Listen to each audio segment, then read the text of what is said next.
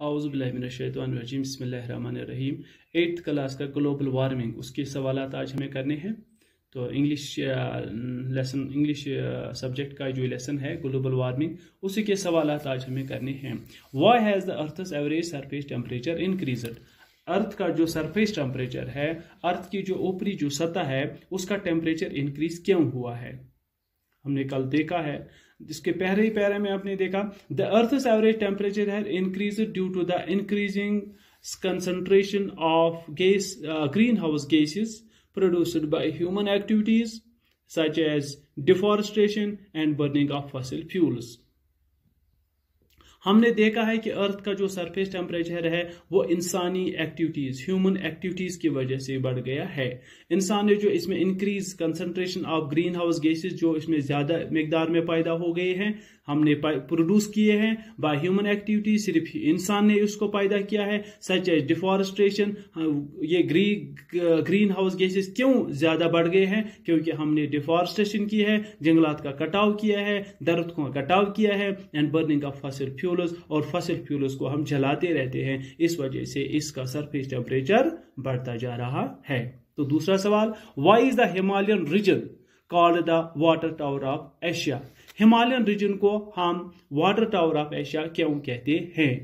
क्योंकि हमने कल भी पढ़ा है, the Himalayan region has glacial average of 33,000 square kilometres.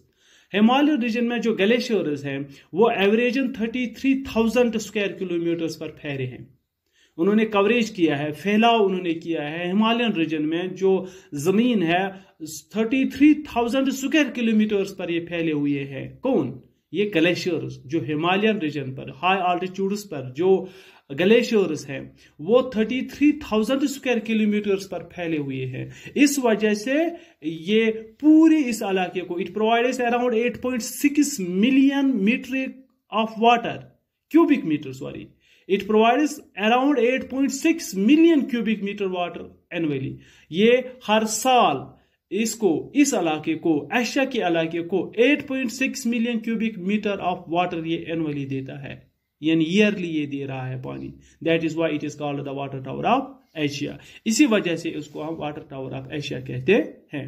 ये सब इस वजह से है कि हिमालयन में जो ग्लेशियर्स की एक बहुत बड़ी चादर बिछी हुई है, ये इस वजह से है। यही इस पूरी चादर जो हमें पानी फराहम कर रही है। 33,000 स्क्वायर किलोमीटर्स ये एक बहुत बड़ा इलाका है जहां पर इसके ग्लेशियर्स मौजूद हैं। एक चादर बिछी हुई है वहां पर, अल्लाह ताला ने ये बना दी है। और ये हमारे लिए कितना एक खजाना था। पूरी जिंदगी हम, हमारे फ्यूचर आने वाले नस्लें इसका फायदा उठा सकते थे, लेकिन जो इसकी हालत है वो काबिल रहम है। What are the main source of water in the Kashmir valley? अब तीसरा सवाल कि कश्मीर वैली में जो मेन सोर्स ऑफ वाटर क्या क्या है? तो आपको मालूम है फ्लड प्लान्स जो है, लेक्स जो यहाँ पर है, सैलाबी जो इनको जहाँ पर ज़्यादा काफ़ी बहाव पानी का रहता है उनको फ्लड प्लान्स कहते हैं। जैसे सैलाबी या फ्लड्स जो आते हैं उनके प्लान्स लेक्स जो है, तो सैलाबी प्लान्स जो है, लेक्स जो है, एक तो परनियल रिवर्स ऑफ इंडस सिस्टम, यहाँ पर जो दायमी हमेशा रहने वाली जो रिवर्स जो हमेशा रहते हैं यहाँ पर, हाई ऑल्टीट्यूड हिमालयन लेक्स, तो फ्लड प्लान्स लेक्स, इनकी वजह से हमें पानी मिल रहा है। हाई ऑल्टीट्यूड हिमालयन लेक्स, जो हाई ऑल्टीट्यूड हिमालय लेक्स है उनकी वजह से हमें पानी मिल रहा है। हिमालय के जो हाई ऑल्टीट्यूड्स पर जो लेक्स जो नहरें बह रही है उनसे हमें पानी मिल रहा है।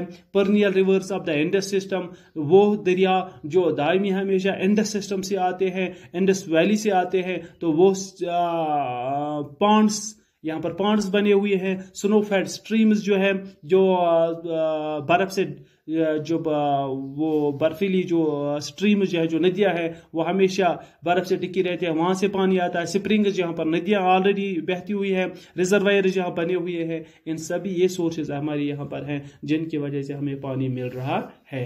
इंशाल्लाह बाकी जो सवालात है वो आगे के लेसन में हम करेंगे। तब तक के लिए शुक्रिया।